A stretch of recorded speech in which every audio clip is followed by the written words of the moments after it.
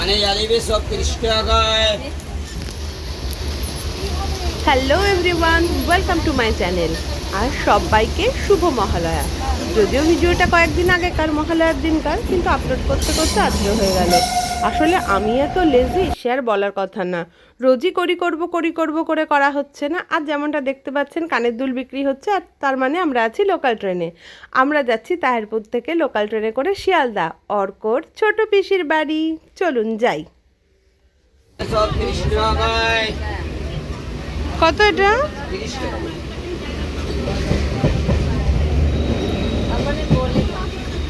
দাও, এটা দাও। বহুত দিন ট্রেনে চড়া হয় না, যবে থেকে এখানে স্কুলে এসেছি। ট্রেন বলে কিছু আছে পৃথিবীতে, আমি তো ভুলেই গেছি। যাই হোক, চোখের সামনে এত কানের দুল দেখে আমি না নিজেকে আর আটকাতে পারলাম না, একটা কিনেই নিলাম। আসলে কানের দুলের প্রতি আমার একটা বলতে পারেন অ্যাডিকশন আছে। Yes, this is the perfect word.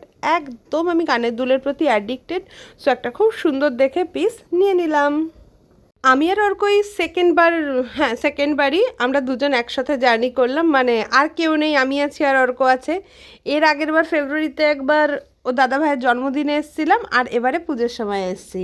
তো যাই হোক না কেন, ভীষণ ট্রেনে গরম ছিল। আর অর্ক হলো যে এত ঘেমে গেছে, আমি গিয়ে ওকে একটা গেঞ্জি চেঞ্জ করে হাফ হাতা গেঞ্জি পরিয়ে দিয়েছি। আর আমি সারাক্ষণ এরকমই করি, যেহেতু সঙ্গে বাচ্চা থাকে।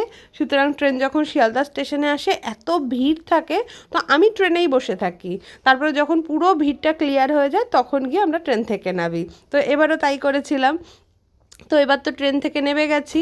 একদম দেখুন, তুলনামূলক এখন একদম ফাঁকা। মানে এই ফাঁকাটা পাওয়া যায় না যখন ট্রেন ঢোকে না, তখন আপনাকে নিজেকে কোথাও যেতেই হবে না, আপনাকে ধাক্কা দিয়ে লোকে নিয়ে চলে যাবে। তো এত ভিড়ের মধ্যে বাচ্চা নিয়ে চলা যায় না।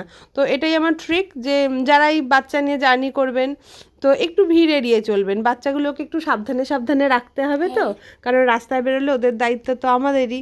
তো এই প্রত্যেকবার অর্ক আসবে। আর মানে এর আগেও যখন এসছে আমাদের সবাইয়ের সঙ্গেও এসছে, ও এসে এই মাছগুলো প্রথমে দেখবে। ফিশ ট্যাঙ্কারে মাছ দেখবে, অ্যাকোরিয়াম এগুলো। তো সুন্দর সুন্দর মাছ রাখা রয়েছে, মানে একটা নেই, একাধিক আছে। ও সবগুলো ঘুরে ঘুরে দেখবে, মা চলো মা চলো, এটা দেখি ওটা দেখি।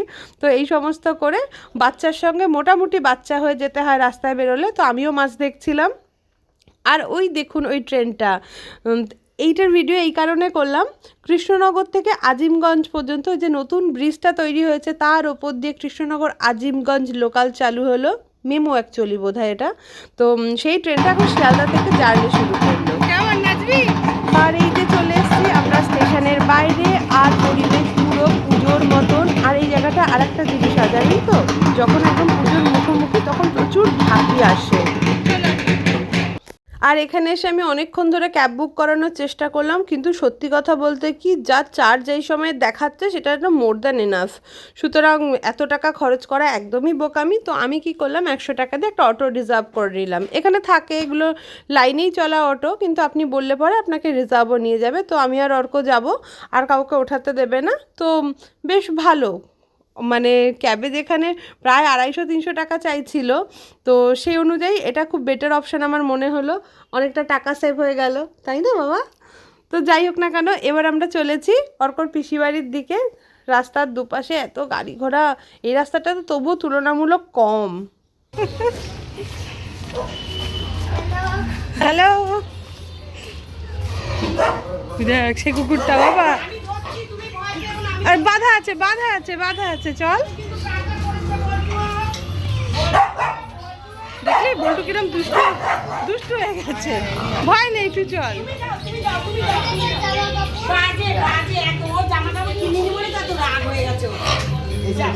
বাবা বল্টুর তো খুব রাগ হয়েছে।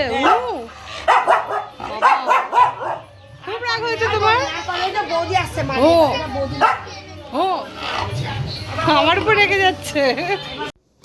আমার অর্ক বাবা এসেই শুরু করে দিয়েছে। আসলে ও পিসির বাড়িতে এসে প্রথমে ব্রেকফাস্টে লুচি খায়, কিন্তু আজকে আমরা তো সকালবেলা আসিনি, আমরা প্রায় লাঞ্চের সময় চলে এসেছি। সুতরাং লাঞ্চ তো হলো না, কিন্তু একটু মিষ্টি মুখ করে নিচ্ছে। মিষ্টি মানে রসগোল্লা, কালো রসগোল্লা, একটুখানি পায়েস, এই সমস্ত খেয়ে একটুখানি লুচির স্বাদটা ভোলার চেষ্টা করছে আর কি। আমি কিন্তু একেবারে লাঞ্চ খেতে বসবো, এগুলো খাবো না। তো এসেছি অল্পক্ষণের জন্য, তো আস্তে আস্তেই খাবার দিয়ে দিয়েছে দিদি। আর আমি পটল ভাজা ভীষণ ভালোবাসি, ভীষণই ভালোবাসি। তো আমি যখনই আসি দিদি আমার জন্য পটল ভাজা রাখে, তো প্রথম পাতে পটল ভাজা দিয়ে লেবু দিয়ে আর ডাল দিয়ে খেয়ে নেব। খুব সুন্দর রান্না হয়েছিল, আর লেবু চিপে দিয়ে তো ডালটা অসাধারণ হচ্ছিল।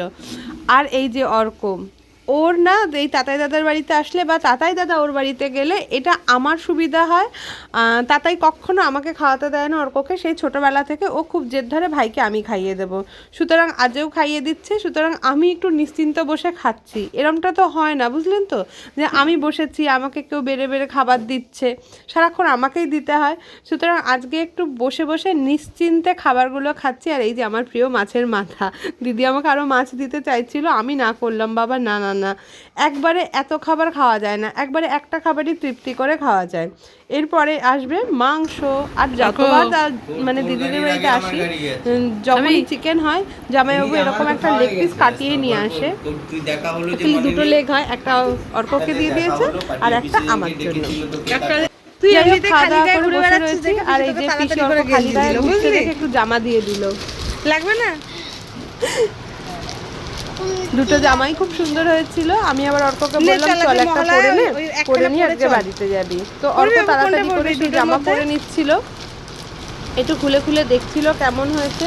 আসলে নতুন জামা কাপড় পেলে তো আমরা সবাই ভালোবাসি, মা বাবা তো দেয়ই দেয়, কিন্তু তার সঙ্গে ওর পিসি মাসি দিদু জানে না, আরো অনেকে ওকে প্রচুর জামা কাপড় দেয়, আর কিছু জানে না, তো বাজায় কি বাবা, তাই তো দেখি। তো যাই হোক না কেন, জামা ট্রায়াল দিচ্ছে আর আমরা একটু গল্প ছেড়ে নিচ্ছি, কারণ আমাদেরকে আবার এখনই বেরিয়ে যেতে হবে। এসেছি মাত্র কয়েক ঘন্টার জন্য, যাই হোক না কেন এখন পড়তে পারবেন।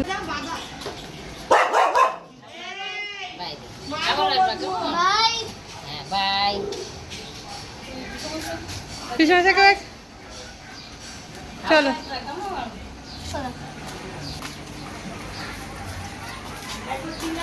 এই যে আমরা বেরিয়ে পড়েছি। আসলে এইটুকু সময় না কিভাবে বেরিয়ে যায় বোঝাই যায় না, কয়েক ঘন্টা মাত্র, কিন্তু আমাদেরও কিছু করার নেই। আসলে সব বাড়িতেই মানুষ এত কম যে দায়িত্ব ছেড়ে গিয়ে কোথাও থাকা যায় না। আর বাড়িতে তো পার্থ নেই বলেইছি আগে থেকে, ও বহরমপুরে গিয়ে বসে রয়েছে কতদিন ধরে, সুতরাং আমাকে আজকে ফিরতেই হতো। তো যাওয়ার বেলাতে দাদা ভাই আর অর্ক মিলে কিছু কথা বলে নিচ্ছে। তো যেতে যেতে দেখি দুই ভাই মিলে কি কথা বলছে বুঝতে পারলাম না, হঠাৎ করে কেকের দোকানে ঢুকে পড়লো। অর্ক কেক খেতে খুব ভালোবাসে, সব বাচ্চারাই ভালোবাসে। তো দাদা ভাই আর ও মিলে প্ল্যান করে বললো চল একটা নতুন কেকের দোকান আছে এখান থেকে, তোকে একটু পেস্ট্রি কিনে দিই। তো গেছে, ভীষণ খেয়েছে আজকে, এসে থেকে খেয়ে যাচ্ছে। তো আমি খুব বকা দিলাম, তারপরে বললো ঠিক আছে আমি একটা মাত্র পেস্ট্রি নিচ্ছি। মানে ওকে এইসবে রাজি করানো না খুব মুশকিল, তবুও কি একটা পেস্ট্রি নেবো বলে বাকি সব খাবারকে ঘুরে ঘুরে দেখে নিচ্ছে। আর ভাবছে আহারে এত সুন্দর খাবারগুলোর মধ্যে মাত্র আমি একটা পেস্ট্রি পাবো, সেটা ভেবে হয়তো ওর মনে দুঃখ লাগছে। তো যাই হোক না কেন একটা পেস্ট্রিও চুজ করলো, ওই যে সব সময় চকলেট ফ্লেভারই পছন্দ করবে, ওর আর অন্য কোনো অপশান নেই। সুতরাং চলো এই চকলেট ফ্লেভারের এই পেস্ট্রিটাই দাদাভাই ওকে কিনে দিয়ে দিল। দেখুন মানে খুশির শেষ নেই, পাওনারও শেষ নেই, ডিমান্ডেরও শেষ নেই, কি আর বলি। যাই হোক আমরা আবার চলে এসেছি অটো স্ট্যান্ডে। আমরা এখান থেকে অটোতে উঠে গেলাম, এখান থেকে এবারে অটোগুলো ছাড়ে, ভীষণ ফাঁকা ফাঁকা যায়।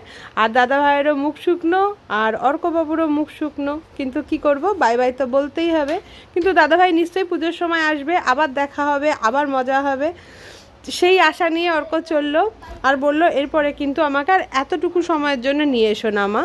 তো যাই হোক না কেন এইভাবেই আমাদের দিনটা কাটলো। ব্লগটা এখানেই শেষ করলাম। সবাইকে আবারও শুভ মহালয়া।